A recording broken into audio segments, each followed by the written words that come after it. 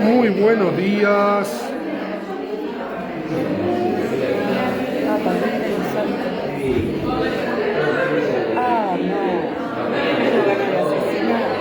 ¿A mí?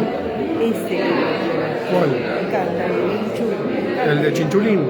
Me encanta bien. Byung-Chul Han. Algunos saben budismo.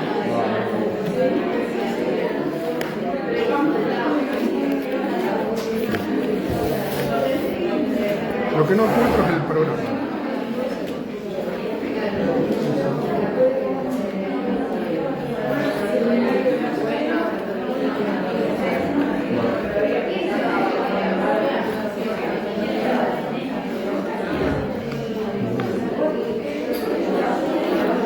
No sé qué hice con eso.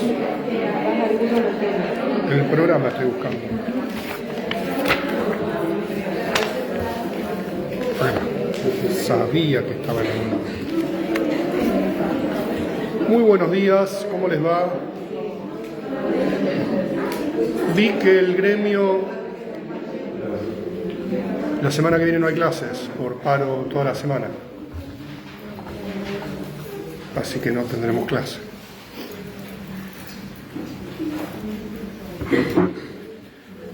La consigna para el trabajo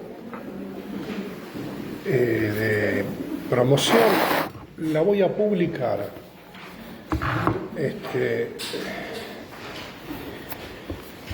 Todavía no lo decidí, porque a lo mejor, a diferencia de otros años, hago un cuestionario en el que se deba responder articulando un trabajo, no tan libre, porque la experiencia indica que hay trabajos que están bien escritos pero no son a veces pertinentes para la asignatura, entonces es probable que el trabajo tenga entre 2 y 4 preguntas, como si fueran los ejes centrales que debe tener el escrito. Se entregará en octubre, estamos en agosto, septiembre, octubre, o sea, hay tiempo. Es en grupo y obviamente se va a basar directamente en el programa de la asignatura, así que no va a tener grandes misterios, como no lo tuvo tampoco, al menos los estudiantes que cursan conmigo, el parcial. Antes de preguntarme ciertas cosas que se dictan en clase, por distintas redes, ya esto lo he explicado más de una vez, las clases quedan grabadas. Entonces, cuando alguien pregunta lo evidente, no solamente está autodeclarando de que no vino a clase, sino que tampoco se tomó el trabajo de ver la grabación. Entonces, las preguntas que se hacen en clase se hacen en clase, no en otro medio, porque piensen nuevamente lo que vengo exponiendo hace varias reuniones. Si cada uno de ustedes me manda un mail, pero yo tengo que responder 40. Entonces, para eso está la clase. Las preguntas las hacemos en clase.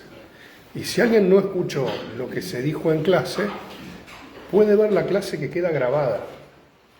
Pero si recibo mail con preguntas de lo que yo dije en clase, recibo bastantes mails, no uno, no dos, sino más. Entonces, por favor, vean la clase que queda grabada y ahí van a tener la respuesta a sus preguntas.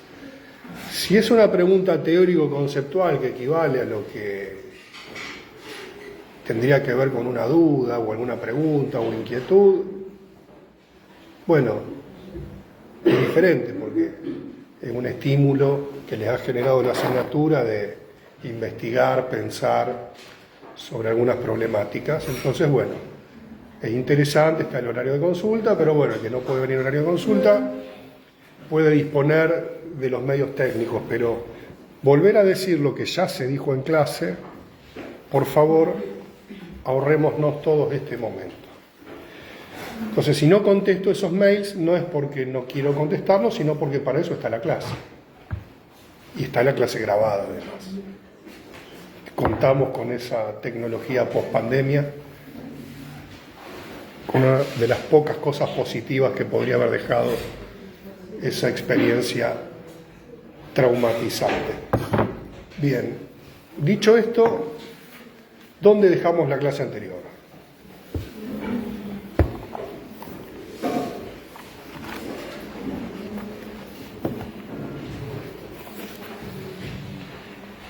Estamos trabajando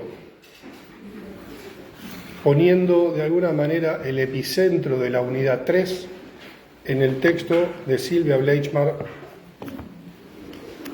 Aportes psicoanalíticos para la problemática cognitiva.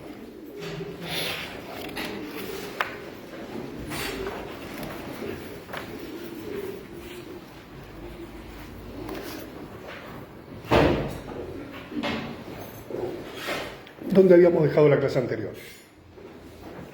¿Alguien podría puntualizar algunos ejes trabajados?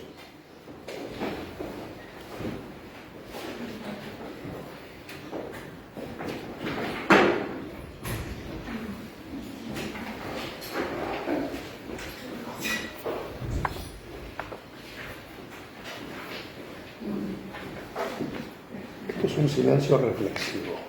La gente reflexiona en profundidad en estos momentos.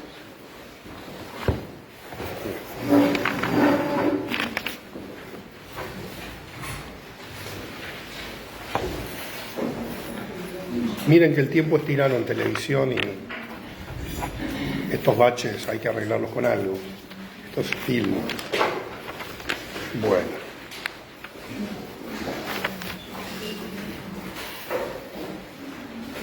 Buen día. Bueno, repaso algunos tópicos que me parecen importantes.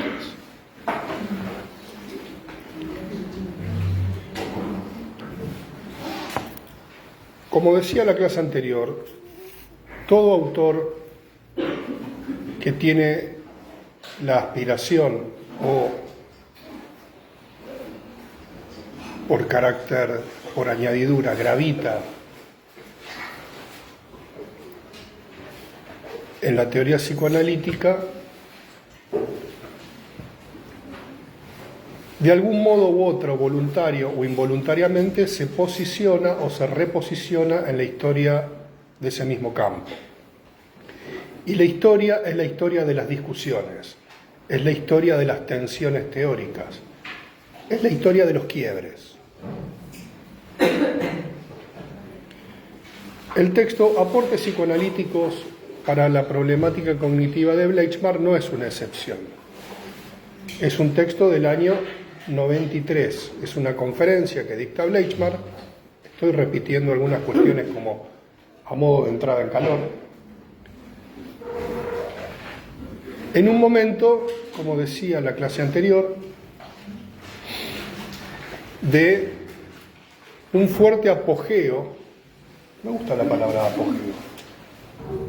El apogeo romano, uno dice la época de máximo esplendor del lacanismo y de una hegemonía teórica.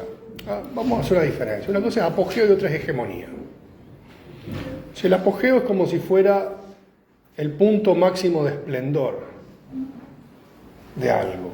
Ahora, la hegemonía tiene más que ver, en todo caso, con un dominio espacial del campo psicoanalítico. El lacanismo tenía un fuerte dominio del campo psicoanalítico. No siempre fue así. Hasta inicios de la dictadura militar en la Argentina, o para decirlo de otra manera, el psicoanálisis argentino ingresa a la etapa de la dictadura militar con una muy fuerte tendencia kleiniana. Las instituciones psicoanalíticas, en su amplia mayoría, cuando hablamos de instituciones psicoanalíticas, nos referimos a la APA, Asociación Psicoanalítica Argentina, y sus derivadas, tenían un muy fuerte componente teórico kleiniano. El kleinismo era la teoría principalmente dominante en los ámbitos psicoanalíticos y en la formación. En la salida de la dictadura militar en el año 82-83, el campo psicoanalítico tiene una fuerte orientación lacaniana. Es decir, no necesariamente producto de la represión de la dictadura militar, pero esta transformación que se da en Francia 10 años atrás, del dominio del espacio lacaniano de los ámbitos psicoanalíticos, en la Argentina se produce de esta manera. ¿Por qué? Por un lado, porque el pensamiento lacaniano era una innovación, tenía una fuerte interpelación a un anquilosamiento del kleinismo. Este contexto no es menor. No es menor. Es lo que nos puede diferenciar a los seres humanos de la inteligencia artificial o de los famosos tips que están de moda, que es la contextualización. La contextualización como el modo de profundizar de qué hablamos cuando hablamos de algo. No convertir el pensamiento en información. O sea, si uno pone la inteligencia artificial en Google o en un buscador, nos va a dar información. Ahora, otra cuestión es la historia del pensamiento. Entonces, del año 83 en adelante hay un avance del pensamiento de Lacan hacia todos los ámbitos del psicoanálisis. Y como todo lo que avanza y como todo lo que hegemoniza un campo, al mismo tiempo que avanza y hegemoniza, hay cosas que deja por fuera. Es decir, el psicoanálisis siempre ha tenido como un tema recurrente que es la analizabilidad, qué es analizable y qué no. Bien, durante muchos años las problemáticas del aprender estaban fuera del campo del psicoanálisis, por eso estoy haciendo todo este prólogo. El psicoanálisis no se tiene que ocupar del campo del aprendizaje. Eso es para los pedagogos, para los maestros. No hay nada de malo con ello, pero nosotros no nos ensuciamos las manos con eso. Sería. No tiene nada de malo si usted lo quiere hacer, pero es que yo tomo champán. No se te ocurra darme clericó, por ejemplo. No sé si se capta la ironía. Será algo como, sí, está bien, pero es como de segunda mano, ¿no? Está bien. Ahora, el campo ¿por qué? Porque hay conceptos que en el mismo campo teórico no están relevados. Por ejemplo, el yo. Yo no sé si Lacan, porque si uno lee algunos textos de Lacan, como decía Leukovich, Lacan siempre dijo algo después, entonces vos decís, bueno, pero Lacan después dijo, etcétera, etcétera. Bueno, ahora, el yo siempre estuvo relegado al campo de lo imaginario, como una instancia de segundo orden, medio berretonga. Analistas del yo, Hannah Freud, ¿no? El psicoanálisis norteamericano, la teoría del yo, ¿no? Porque la verdad está del lado del inconsciente. Y nosotros, obviamente, estamos del lado de la verdad, trabajamos ahí con esa fineza. Ahora, no nos vamos a ocupar de todo esto, del yo, porque el yo está del lado del engaño. Ahora, la verdad del lado del inconsciente. Bien, esta pequeña introducción que estoy haciendo es porque, como toda corriente hegemónica, genera contracorrientes, que no nacen en los años 80 y en los 90, sino que esto se inicia en una interpelación en el seno del pensamiento francés, fines de los años 50, que es la interpelación teórica que realizan una serie de discípulos de Lacan a su maestro. Uno de ellos, Laplanche. Y en el coloquio de Beneval, del año creo que 59, puedo estar desorientado un poco en la fecha, pero estamos hablando de un planteo bastante temprano en los desarrollos lacanianos, la interpelación que le hacen Laplanche y Leclerc a la tesis central del lacanismo de época de inconsciente estructurado como un lenguaje. En dicho coloquio, que está publicado en las problemáticas, Después, si quieren, les marco la referencia, en este momento no me lo acuerdo, pero más precisamente creo que en el capítulo 3 está fuertemente la interpelación a la tesis de inconsciente estructurado como un lenguaje, donde Laplanche plantea una especie de hagamos un retorno a Freud, pero de verdad, no un retorno a Freud, mejor sigamos a Lacan, sino un retorno a Freud haciendo trabajar la obra freudiana. Entonces, la tesis que va a plantear es la fundación de lo inconsciente por el mecanismo de la represión originaria. ¿Se entiende? O sea, hasta antes que no se instale, que no trabaje la represión originaria, no podemos hablar de un inconsciente. No hay inconsciente.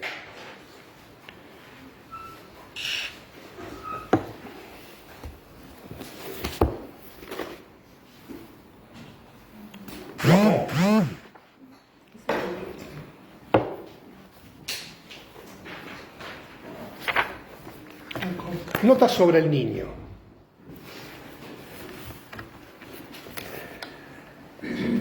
A ver. Texto. No está la fecha.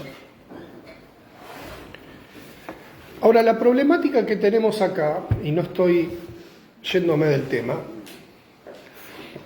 tiene que ver por el estatuto del síntoma, que es algo que si leyeron el texto Aporte psicoanalítico para la comprensión de la problemática cognitiva, esto es central, que es el estatuto del síntoma. Recordemos, Hans tenía un síntoma, la fobia. Mecanismo de conversión. Es decir, el padre o la amenaza de castración por medio del padre en el inconsciente de Hans, dicho rápidamente, es ubicado en la fobia al caballo. Entonces Freud de esta manera comprueba el complejo de Edipo, la sexualidad infantil y el mecanismo del síntoma, ¿no? Donde un objeto es sustituido por otro. Ahora, este mecanismo se produce en el plano de la simbolización. Si no hay simbolización, no puede haber sustitución simbólica. Lo que para un sistema es placentero y es displacentero en otro, no puede producirse si no hay una transacción en el orden del simbolismo. ¿No? Recordemos lo que hablábamos en la clase anterior, sobre la polémica Melanie Klein Anna Freud. Para Melanie Klein hay simbolismo desde los orígenes. Ella dice, el niño nace con un conocimiento inconsciente del pene y el pecho, como si fueran esos meta-objetos, esos meta-símbolos que toda simbología posterior se puede reducir a una interpretación de las fantasías originarias. ¿Se entiende o es muy complicado esto? O sea, todo objeto posterior es sustituto de algún modo u otro de estos objetos prescriptos, el pecho y el pene. Por eso esto lleva a Melanie Klein a interpretarle al pequeño Dick, cuando choca los trenes, tren mamá, tren papá, tren Dick, etcétera, etcétera. ¿Por qué? Porque tiene una teoría que le dice esto, no porque se le ocurre, de vieja loca lo dice. No, tiene una teoría, y una teoría que ella intenta sustentar en la obra freudiana, en la producción psicoanalítica de su época, pero principalmente en la clínica.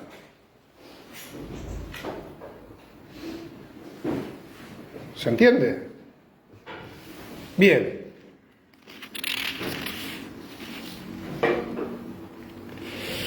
Lacan, esto debe ser de los años 60, no tengo acá la fecha. Nota sobre el niño. 1968, dice acá el texto anterior, debe ser de por ahí. 1969. Dice Lacan, el síntoma Tal es el hecho fundamental de la experiencia analítica, se define en ese contexto como representante de la verdad. La verdad. Esta idea que ya habíamos hablado en clases anteriores, cuando les exponía esta idea heideggeriana de Lacan, la verdad del inconsciente, que en la teoría freudiana nunca habla de la verdad del inconsciente, sino habla del realismo. No es lo mismo, verdad que realismo, porque verdad se opone a falsedad. O sea, lo que plantea Freud es que el inconsciente tiene su realismo. ¿Por qué? Porque realiza. El término es potente, o sea, es una realización de deseo. Es decir, la moción de deseo, que no es lo que quiero, se realiza como imagen en el polo perceptual. Es decir, el polo perceptual es invadido por una representación, que no es voluntaria. El sueño, la alucinación primitiva, toda acción del inconsciente se nos realiza. No es realicé mi sueño, por ejemplo. O sea, si yo salgo campeón olímpico, digo realicé mi sueño. No, yo realizo mi sueño si sueño con ser campeón olímpico, no si lo logro. Porque si lo logro, no es una realización de la moción de deseo, es una construcción social haberlo logrado. Es una materialización. ¿Se entiende la diferencia? No lo estoy imaginando involuntariamente. Tiene otros componentes, actúo en el plano de la realidad. Bien, entonces, de la verdad, dice Lacan, el síntoma puede representar la verdad de la pareja en la familia. Es Lacan el que lo está diciendo, no lo estoy diciendo yo.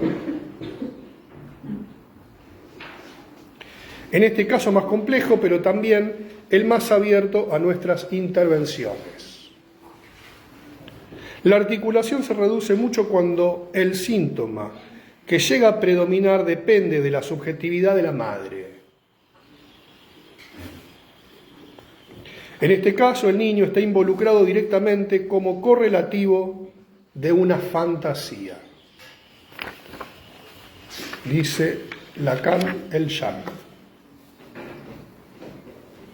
La distancia entre la identificación con el ideal del yo y la parte tomada del deseo de la madre, si ella no tiene mediación normalmente asegurada por la función del padre, deja al niño abierto a todas las capturas fantasmáticas. Deviene el objeto de la madre y ya no tiene otra función que la de revelar la verdad de ese objeto. ¿Se entiende esto?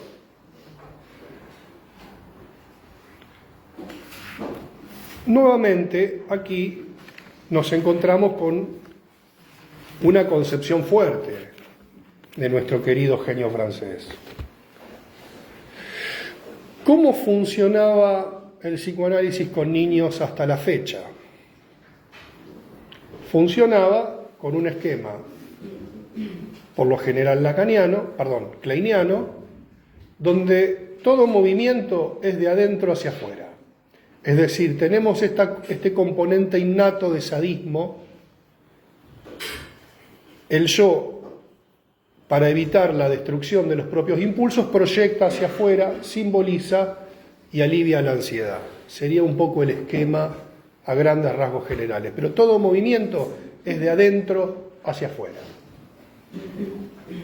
con componentes y fuertes montantes innatos. Por el otro lado tenemos a una Anna Freud que postula ciertas condiciones ambientales, ciertas pautas de crianza, un esquema a lo mejor bastante doctrinario del funcionamiento de la teoría de su padre.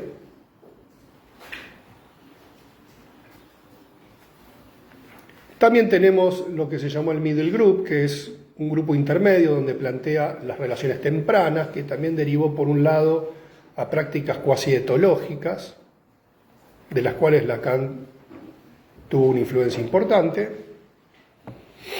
Pero aparece Lacan acá planteando algo, y vuelvo nuevamente a un viejo chiste que hago hace años, cada vez se ríe menos la gente con mi chiste.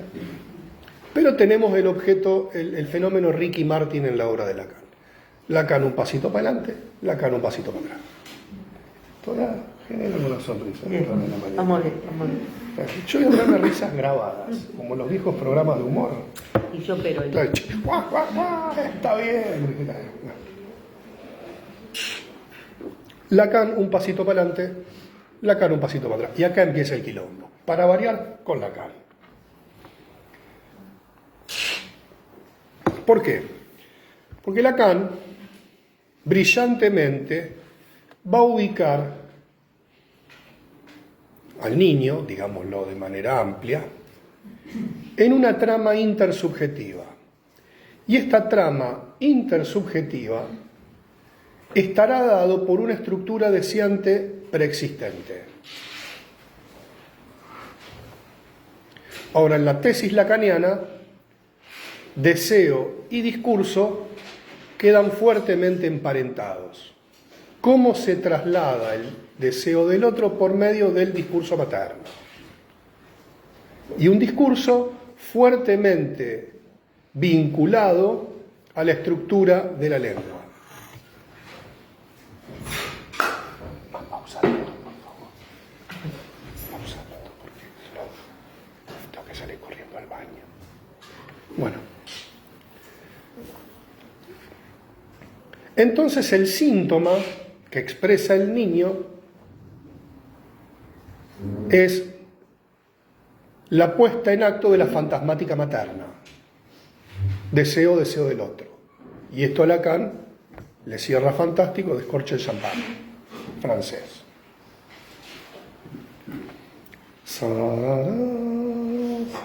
Y hace así con el champán, con la burbujita, y dice acá la teoría me cerró fantástica.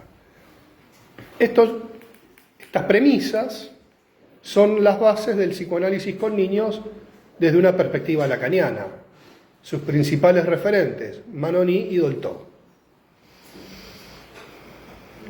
En la primera entrevista con el analista, François Dolto le interpreta más de una vez a los niños sobre el deseo materno. Bueno, tu mamá tal cosa quería tener, entonces vos venís a ocupar el lugar de, etcétera, etcétera. Bleichmark cuestiona fuertemente e interpela fuertemente estos preconceptos, el kleiniano, el anafreudiano y el lacaniano. ¿Y a dónde remite como centro de su teoría? En primer lugar, a la interpelación que Laplanche, su maestro, le hace a Lacan en el año 59. Es decir, esta interpelación fuerte de un inconsciente estructurado como un lenguaje. Y se va a reposicionar marcando que el psicoanálisis con niños se sostenía sobre tres grandes apriorismos. El apriorismo kleiniano, un inconsciente innato. Ella va a decir, acá a lo mejor estuviera merecido mayor desarrollo.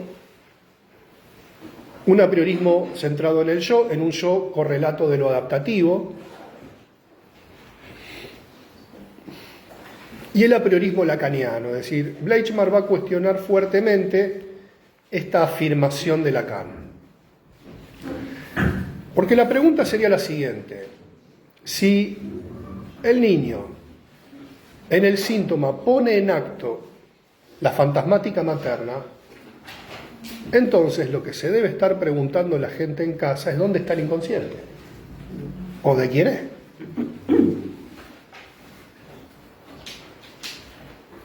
El inconsciente del niño es el inconsciente materno, y el inconsciente materno es el inconsciente de la madre, o sea, es el síntoma de la abuela, y así de la bisabuela. Entonces estaríamos en una terapia transpersonal.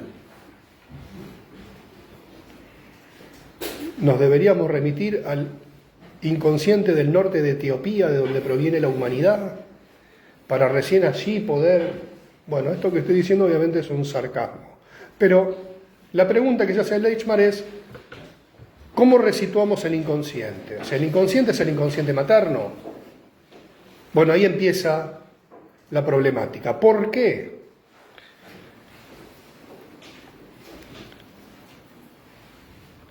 Porque la problemática cognoscente es una problemática del sujeto.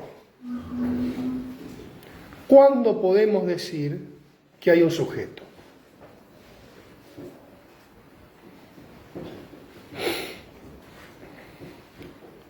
Entonces Leitchmar lo que va a plantear tempranamente es varias cuestiones en el texto.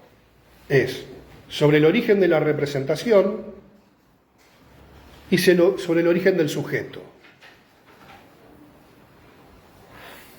Representación,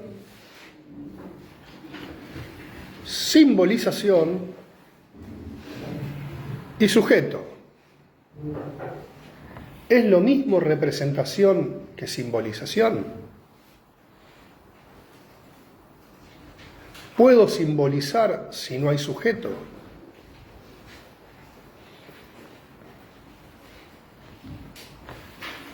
¿Cuál es la instancia psíquica que aloja al sujeto? El yo. Ahora, ¿hay yo desde los orígenes o no hay yo desde los orígenes? ¿Ya nacemos con un yo constituido o se constituye a partir de prerequisitos psíquicos? ¿Se entiende? Por lo tanto, como la problemática cognoscente no es una problemática del inconsciente, porque el inconsciente no aprende nada, el inconsciente repite. ¿La problemática cognoscente es una problemática del psicoanálisis o no? Y como dijo el célebre pensador venezolano el Puma Rodríguez, algunos dicen que sí, algunos dicen que no. ¿Ves? Este no se rió nadie. Ya, como en la pandemia no hubo cumpleaños de 15, la gente ya no hace trencito con el Puma Rodríguez. Algunos dicen que sí, algunos dicen que no. Ay, qué buena está la fiesta, mamá. Se remite al Edipo después.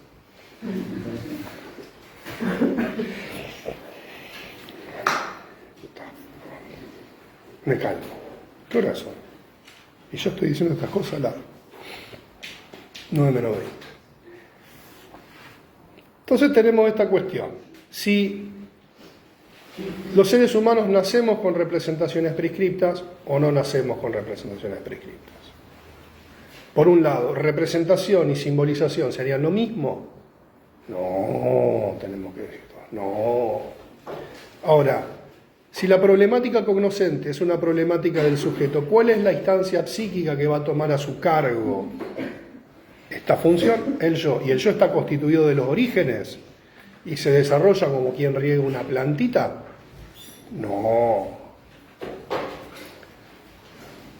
Ahora, entonces, la tesis laplanchiana, freudo-laplanchiana, del inconsciente es fundado. Lo que está planteando es que el sujeto psíquico se constituye históricamente. Cuando digo históricamente, no estoy diciendo en el plano de la disciplina histórica. Estoy diciendo que la constitución psíquica, siguiendo a Leitchmar, Laplanche, Freud, tiene momentos fundacionales.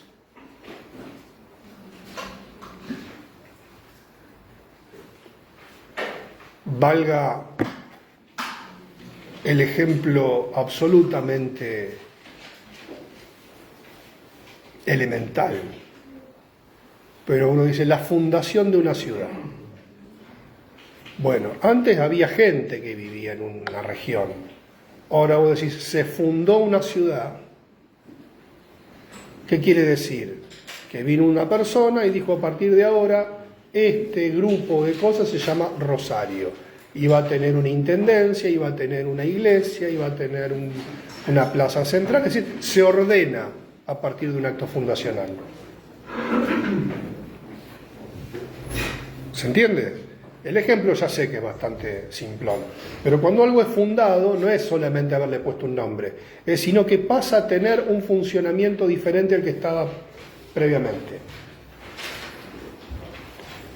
A partir de la fundación de la represión originaria, el aparato psíquico se reordena. ¿Y qué reordena? Cantidades.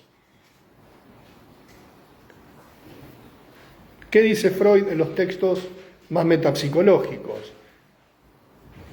La principal actividad del aparato psíquico es elaborar cantidades.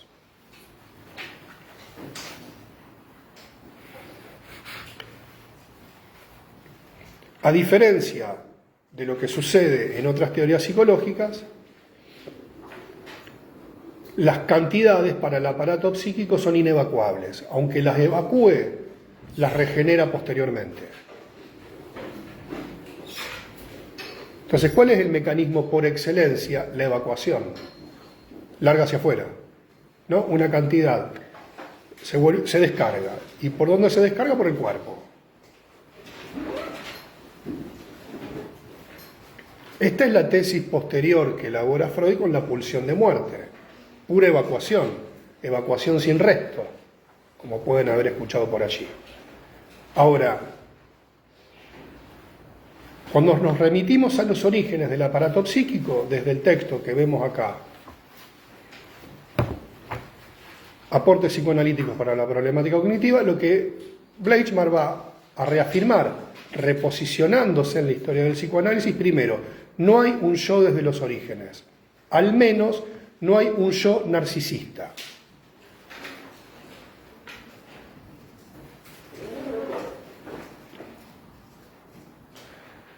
Uno podría pensar, a partir de la observación de bebés y siguiendo otras líneas teóricas, que desde los orígenes de la vida, esta idea que a veces se la ha comparado con la metamorfosis de Kafka, con este niño, con este cuerpo absolutamente anárquico, no es tan así.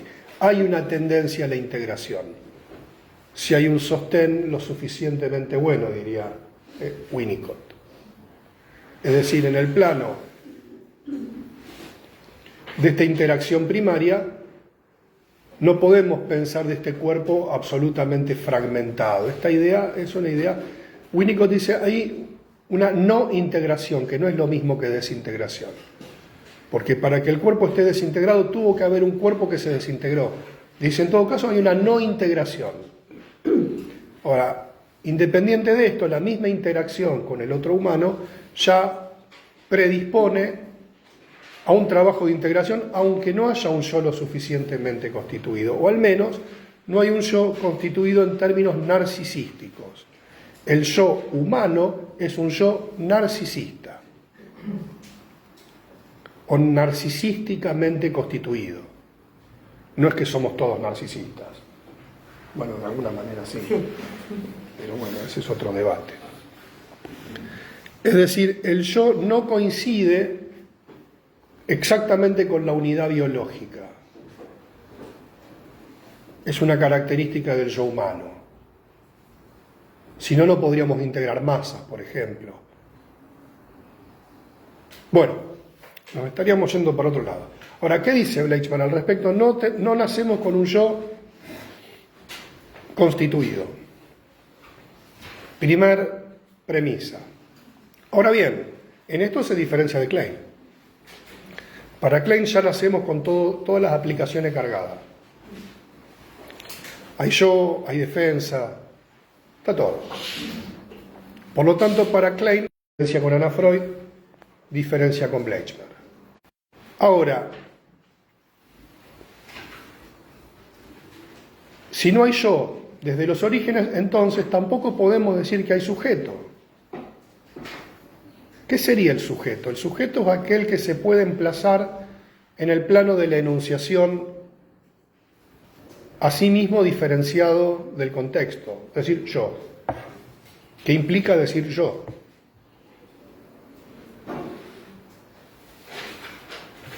Y el sujeto puede o no puede no emplazarse si no es en el plano también del lenguaje, que no es necesariamente del habla. Yo les voy a dar un ejemplo fabuloso que me pasó a mí hace muchos años atrás, cuando mis niños eran muy pequeños.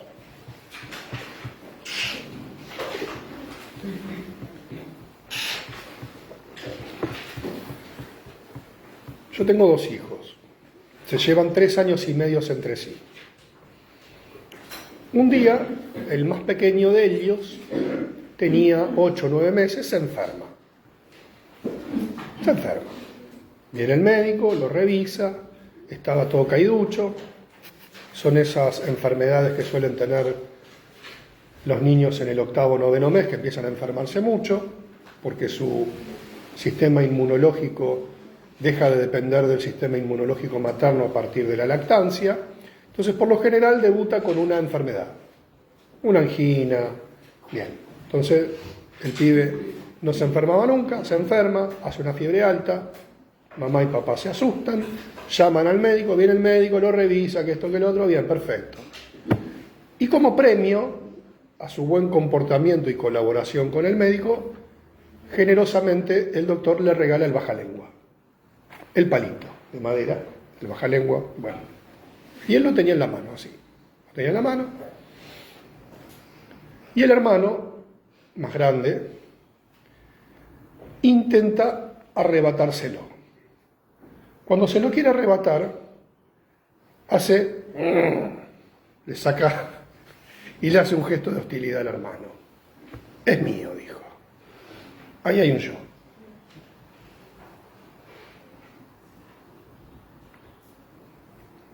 ¿Se entiende?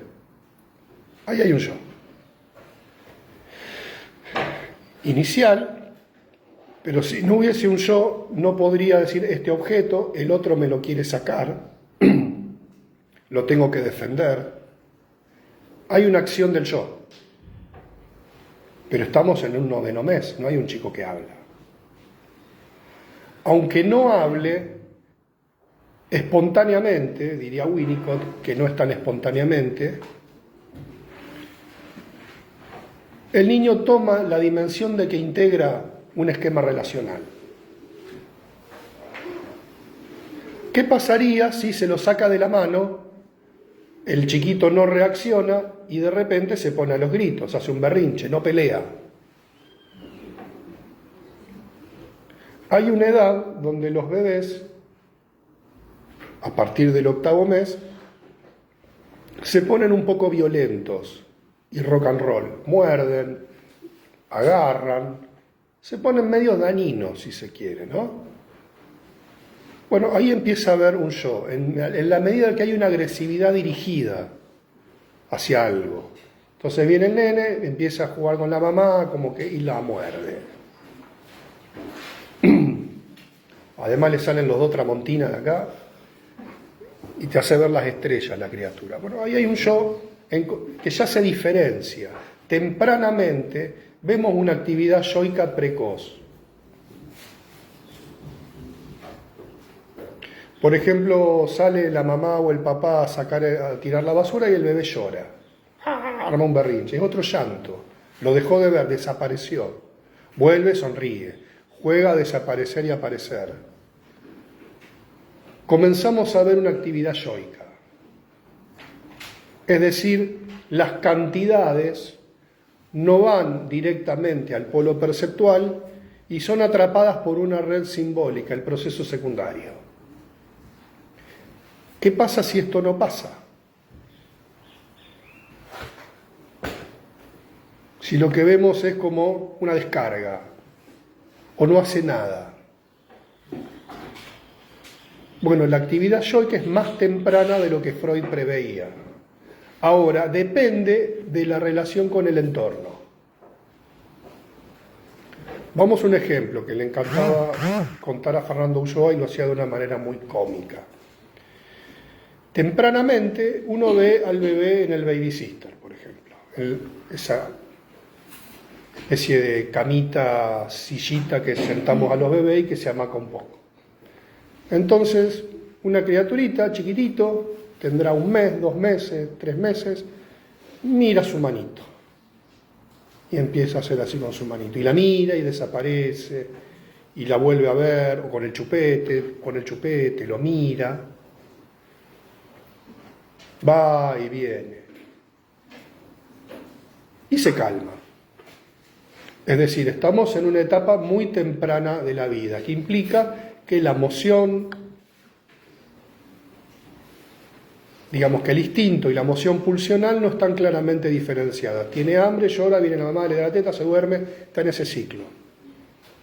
Pero de repente no, se despierta, ni llora, está calmo y se empieza a mirar la manito, tiene el chupete, se lo pone en la boca, se lo saca, está ahí, está calmo, ni pide comida, pasa a la mamá, le sonríe, le juega, le devuelve la sonrisa. Es decir, la inmediatez del instinto está puesta en suspenso por una actividad novedosa que lo mantiene calmo y atento, y que el ambiente no lo perturba, porque si el nene está mirándose la manito y viene por lo general la abuela y me dice, qué linda manito que tiene el nenito, le rompió la secuencia, le rompió la continuidad. Es decir, cuando un bebé empieza con estos juegos tan tempranos, va generando espacios de continuidad por fuera de la inmediatez del instinto. ¿Se entiende? Se va entretejiendo el proceso secundario. ¿Qué quiere decir? Hay una defensa a la embestida tanto del instinto como de la pulsión. Porque no está alucinando el objeto, está conectado con un elemento de la percepción. ¿Se entiende la riqueza que tiene esto? Esta secuencia, este juego en términos winnicottianos, es un trabajo psíquico absolutamente necesario y es la base de lo que vendrá después. Fíjense, hay atención, porque está atento, está calmo. ¿Eso qué quiere decir que esté calmo? Que las cantidades no lo desbordan, pero también que el ambiente no lo perturba. Puede hacerlo, diría Winnicott, porque hay una madre lo suficientemente buena. Y acá vamos a una definición de madre suficientemente buena. Es una madre que ni excita ni frustra de más. No es una madre que mira al niño así. Es buena. Mira qué buena que es. Es tan buena. Eso no es una madre buena. Qué dulce como le habla al bebé. Una madre lo suficientemente buena es una mamá que tiene también esa capacidad de seducir y de frustrar, y que contiene el exceso. Ni el exceso de seducción, ni el exceso de frustración. Porque así como a un niño hay que darle el pecho, hay que sacárselo. Hay que poder dárselo y hay que poder sacárselo. Si solo se lo puede dar y no se lo puede sacar, estamos en el exceso de seducción. Y si no se lo da, estamos en un exceso de frustración. Y así como hablamos del pecho, podemos hablar de un montón de elementos compatibles en la cadena significante. O sea, estamos hablando entre la provisión y la frustración. Ahora, Lacan, como veíamos en el texto acá, ubica un esquema, yo diría didáctico, no creo que ni él mismo lo haya pensado de esa manera, donde ubica a la madre como pura seducción y al padre como pura frustración. O sea, si la madre no tiene una mediación, dice el padre, el niño queda objetalizado por la madre, capturado en la fantasmática materna. Y esto, Lacan en los 3 tiempos del Edipo, lo ubica en la medida de que haya un deseo de la madre por el padre. Y él lo ubica en el esquema de la sustitución del falo. Esa, la parte creo que ya se la saben de memoria, ¿no? Ahora, ¿qué plantea Bleichmar?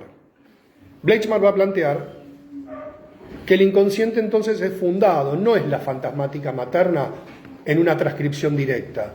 Lo que va a plantear claramente es que el niño, en tanto sujeto en constitución, y lo dice al principio del texto, tiene esa especie de derecho a tener su propia tragedia. ¿Qué quiere decir? Que no solamente incide la fantasmática materna,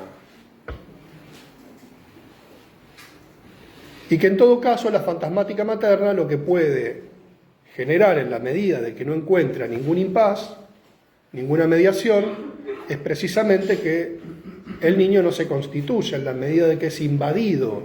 Ahora, hay una estructura, por así decir, de partida y una estructura de llegada.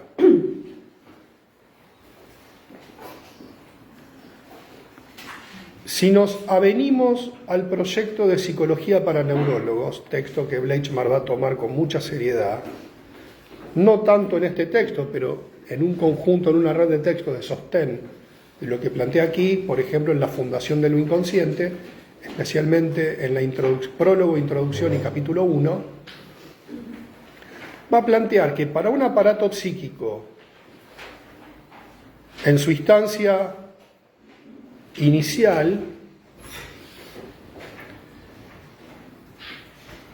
todo lo que viene de afuera es cantidad. ¿Recuerdan el proyecto Q, cantidad, y Q sub n, energía psíquica? ¿Recuerdan esto? Todos me dicen que sí, nadie se acuerda. No sé, nadie. Bueno, tenemos Q, que es cantidad externa, pero toda cantidad externa se traduce o se trasduce, digamos, en cantidad interna, en energía psíquica. Excitación. Laplanche tiene un término que a mí me resulta interesantísimo. Dice excitación inespecífica. Hay una excitación inespecífica de aquello que proviene de afuera y de adentro del cuerpo. Es decir, para el aparato psíquico, el mundo externo y el cuerpo son dos fuentes de energía. Ahora, cuando se convierte en energía psíquica, primero podríamos pensar que entra como una energía no ligada. Por lo tanto, busca rápidamente la evacuación como primer mecanismo de defensa. Vamos a un ejemplo práctico. ¿Alguien de ustedes vio un bebé recién nacido? ¿Qué es lo que por lo general hace un bebé recién nacido o dentro del primer mes de vida? Duerme. Duerme. Si está 2 horas despierto en el día, es mucho. Duerme. ¿Qué hace el bebé al dormir? Cancela el estímulo. ¿Qué sucede muchas veces con la familia? Bueno, vamos a conocer al bebé y cae toda la parentela. Vienen los parientes del campo, la tía de Tucumán, vienen los 8 hermanos de la madre, los 9 hermanos del padre, hacen una gran fiesta. ¿Y qué le pasa al bebé? Se duerme. Pero tiene unos ojitos hermosos, no se los vio nadie. ¿Por qué? Porque está abrumado por el estímulo, duerme. ¿Y qué pasa después? Cuando se van, se despierta y llora 4 horas sin parar. Descarga la excitación. Llevamos al bebé al primer paseo, se durmió todo el paseo, como si uno lo llevara a ver vidrieras. Se durmió, ¿por qué? Porque no tolera el estímulo. La defensa es dormirse. Ahora, si un bebé no duerme es un problema. Y es un problema serio. ¿Por qué? Porque está en un estado de excitación. Ahora, el estado de excitación puede darse porque tiene hambre, porque tiene frío, porque está abrumado de estímulo, porque hay un dolor físico. No le pasan tantas cosas a un bebé. Ahora, fíjense este detalle que es buenísimo. Esta para mí es la gran paradoja que explica todo esto. Cuando un bebé tiene sueño, se excita. En lugar de estoy cansado, fundí motor, me duermo, no, al revés, se excita más.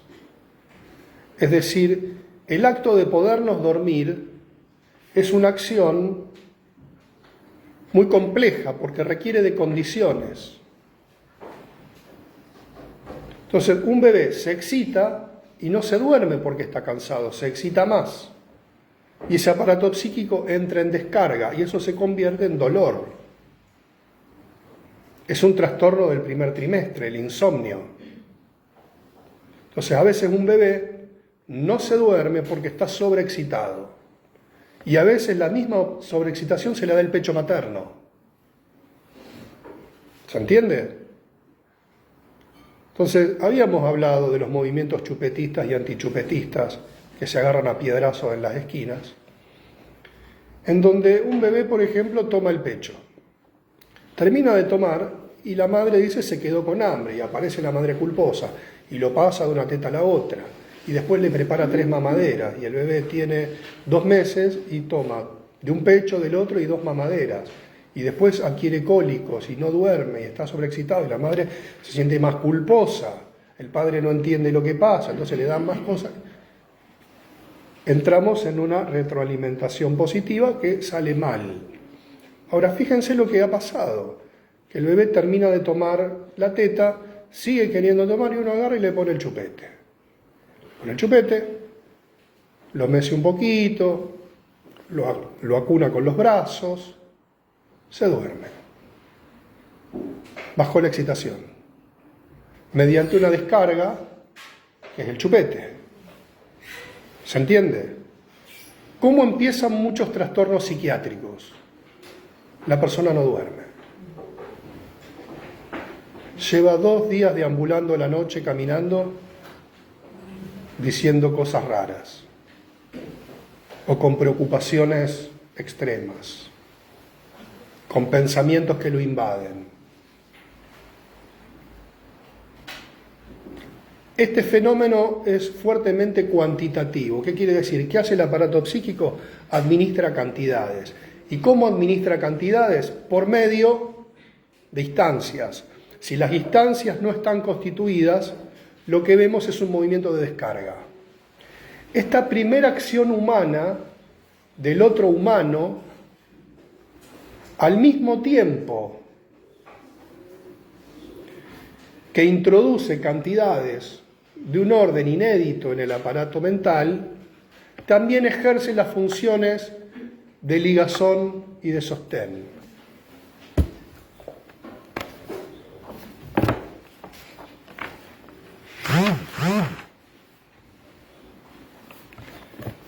La fundación de lo inconsciente, diría que esto que le voy a leer ahora, que ya creo que se los leí, es la idea principal del libro. El otro está siempre en el horizonte, sea como instituyente de la sexualidad o como propiciante de las ligazones capaces de producir derivados. En ello reside la paradoja que inaugura la madre al introducir, en el momento del alivio mismo de las tensiones de necesidad, de las tensiones biológicas, otras tensiones del orden sexual, no resolubles ya por medios simplemente físico-químicos, quedando estas abiertas a todo tipo de simbolizaciones, constituyéndose en motor del progreso psíquico. ¿Qué dice Bleichmar? Que una parte de lo que dice Lacan es verdad. Pero ¿qué hace la fantasmática materna?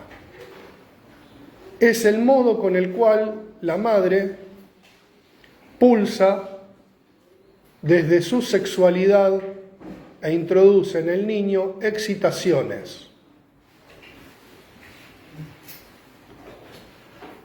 Cuando leíamos aquella frase de Freud tiempo atrás, sobre el niño es descaminado a realizar todas las perversiones, estamos hablando de un otro humano sexualizado que por medio de su fantasmática captura a la cría desde su Fantasmatización vale decir desde sus pulsiones. La gente huye. Hablo de sexualidad y la gente huye. Chao. ¿Cómo estábamos con la sexualidad? Uno ya no puede ni hablar de eso.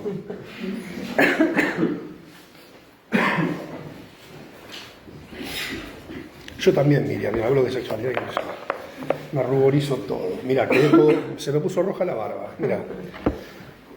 Bueno, es decir, esta idea de que el otro humano ejerce por medio de sus sistemas o de su fantasmatización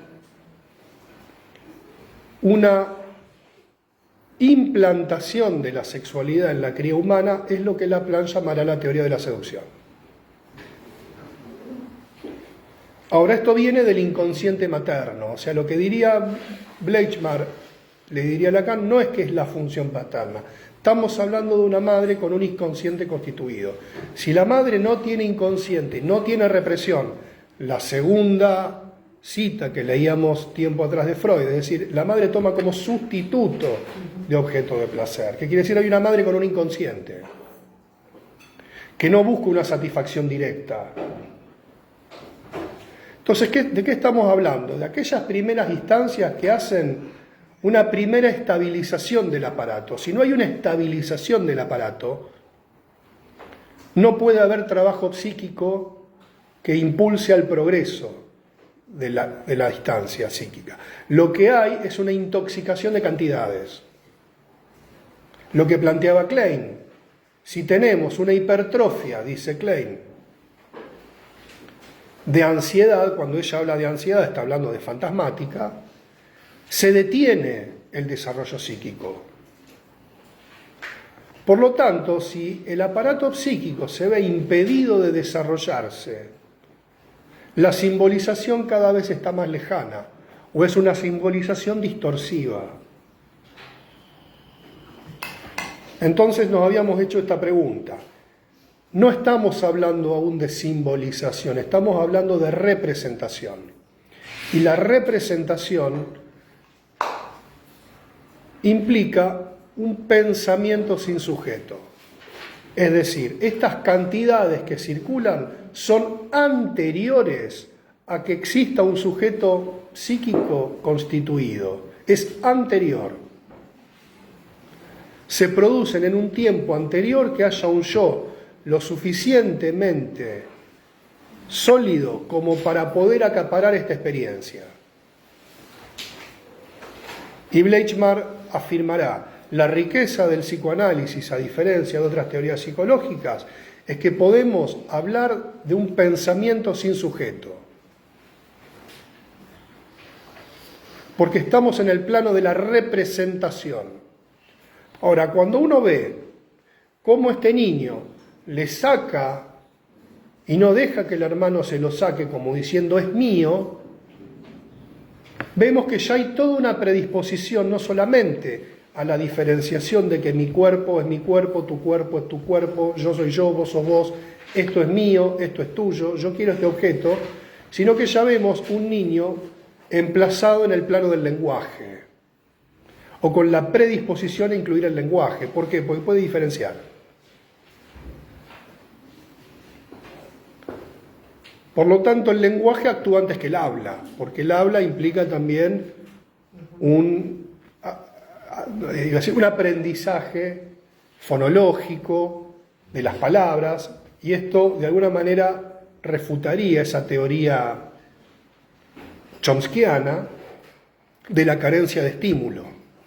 Ya que decía Chomsky, hay una predisposición cerebral al lenguaje en la medida que con poco estímulo un niño adquiere el lenguaje. En una parte tiene razón, es decir, a una planta no le pasa esto, a un perro no le pasa esto, detiene su capacidad de incorporar símbolos rápidamente. Ahora, en el ser humano, independientemente de que actúe en un medio social, esta predisposición al lenguaje se da por un movimiento constitutivo. ¿Y cuál es este movimiento constitutivo? La emergencia de la represión originaria. ¿Qué hace la represión originaria? Esto es fundamental, lo que voy a decir. Lástima que se fue la gente. Jamás lo sabrán. Y no se lo digan, por haberse ido antes. La represión originaria lo que hace es fijar el objeto al inconsciente. ¿Qué quiere decir? Que esta cantidad encuentra una resistencia que no le deja llegar de manera directa al polo perceptual.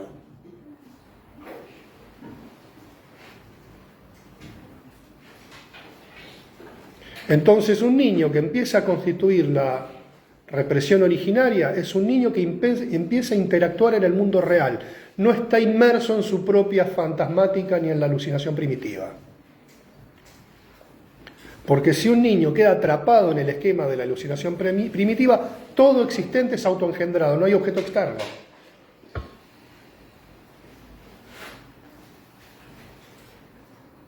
¿Se entiende?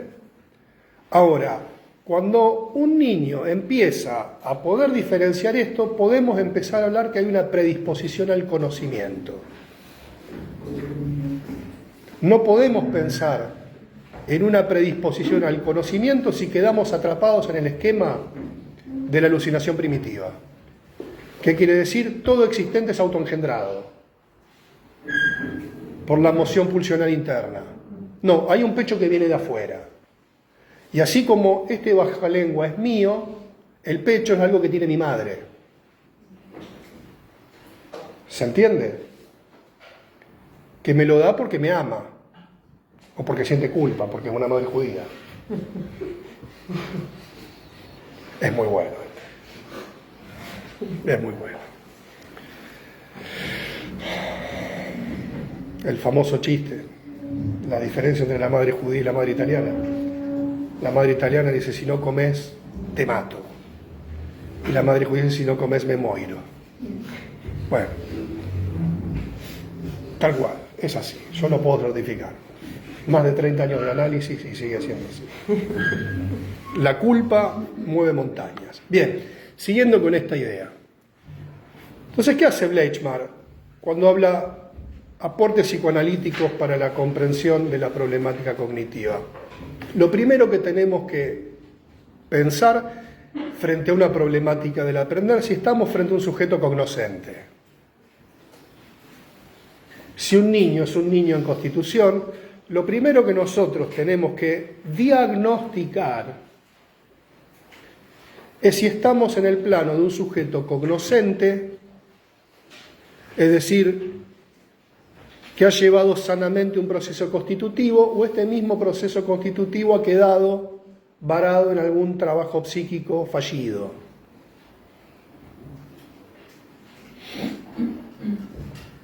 Por eso me remito a 2 o 3 clases atrás.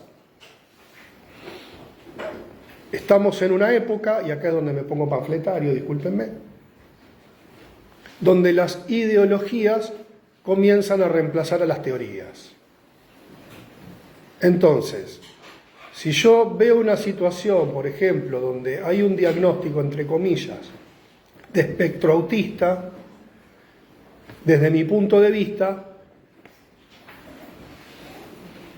no se trata, si hablamos de neurodiversidad, no, de lo que se trata para mí es en qué trabajo psíquico se encuentra esta criatura y cuáles pueden ser sus consecuencias posteriores. O sea, esta exaltación del individuo lleva a consensos que perforan los ámbitos académicos, científicos y de la salud e instalan conceptos difusos.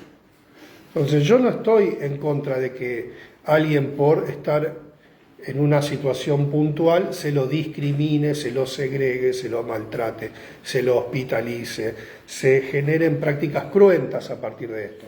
Ahora, vivimos en una época de fuertes consignas y estas consignas deben ser interpeladas desde una visión clínica. Y la clínica tiene que ver con la historia y la riqueza de nuestro campo.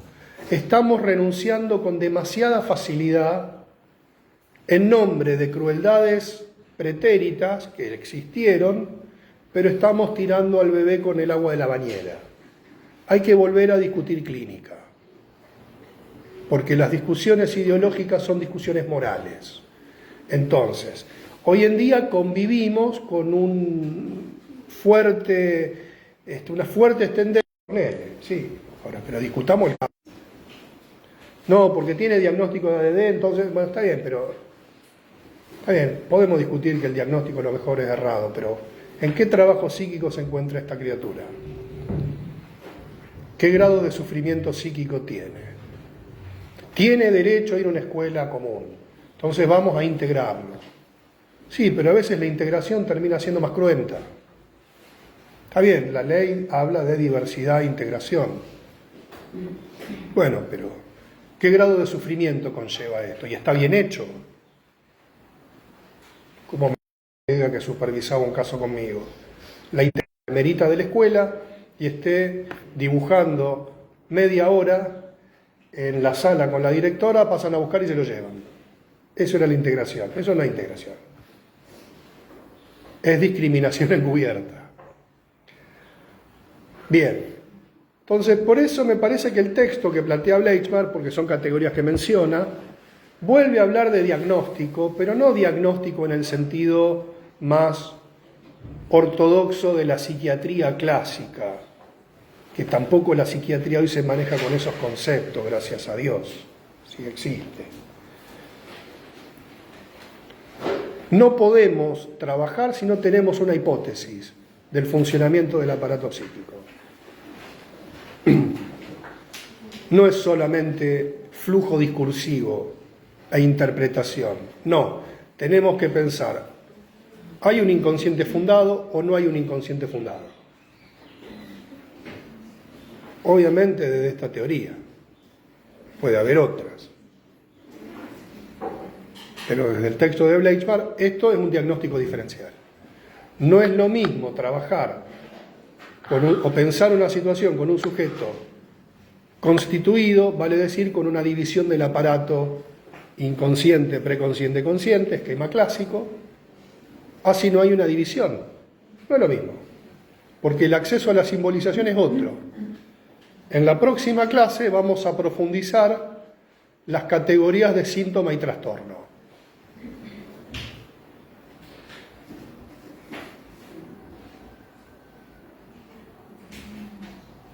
Si hablamos de síntoma, estamos hablando de un aparato psíquico constituido que tiene la capacidad de generar sustituciones y de generar conflicto. Si hablamos de trastorno, no hay división del aparato, por lo tanto las manifestaciones son otras.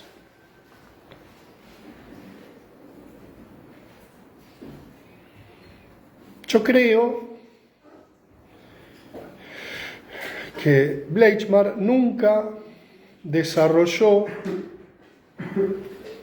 la importancia del juego en este proceso. Si bien tenía una lectura muy aguda y muy fina de Winnicott, es como que lo daba por sentado. Ahora, en lugar del juego, como aparece en algunos textos del programa, es fundamental para comprender cómo es este proceso también que finaliza o culmina con la fundación del inconsciente. Es bastante complejo esto, pero vamos a ir orientándonos en algunas cosas. O sea, no vamos a agotar la riqueza de la historia y los debates del psicoanálisis con niños, apenas 4 o 5 clases de esta materia, pero por lo menos quisiera que ustedes queden bien orientados si tienen que ir a estudiar estas cuestiones o están interesados en estos temas. Por lo menos que tengan las bases de cuáles son las discusiones. Ahora, la problemática cognitiva ingresa en los años 90, como dice el cantito, de la mano de Silvia Bleichmar. Bueno, ¿por qué? Porque vuelve a indultar al yo del ostracismo que había sido segregado desde las hegemonías lacanianas como una instancia necesaria. Esta idea de sujeto del inconsciente terminó diciendo no hay sujeto, sino que el sujeto es lo que está en el inconsciente. No, el sujeto no es homologable al yo, pero no hay Sujeto sin yo. Sin un yo narcisista, no un yo de la unidad biológica. ¿Se entiende? Bien, preguntas, ideas, comentarios, preguntas sobre otros temas, inquietudes personales, preguntas administrativas.